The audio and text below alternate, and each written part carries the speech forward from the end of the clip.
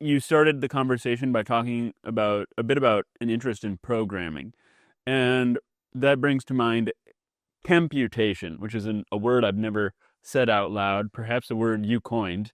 I'm not sure. But where do these two things figure into what we've been discussing?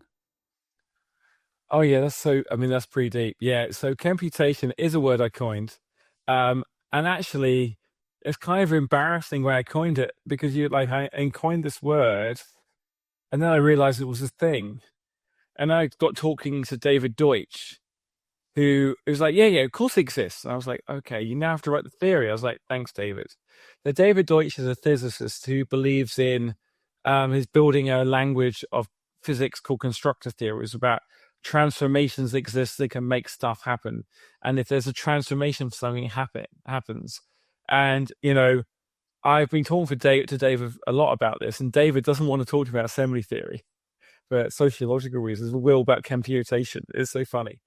A few years ago, I was like, I want to build a computer to do chemistry. And I realized, oh, it's a computer because it's physical. And then I thought the act of actually doing chemistry similar to computer would be called computation. And the nice thing about computation is I could then write down the mathematical, the calculus of computation. Because right now, chemists, I kind of will put this together, like what is the temperature, pressure, blah, blah, blah. It's not completely quantified.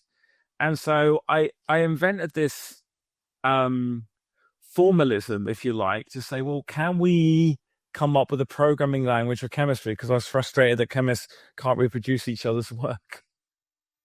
And they're kind of, I was having a parallel life, if you like assembly theory, evolution, everything is kind of, anarchism.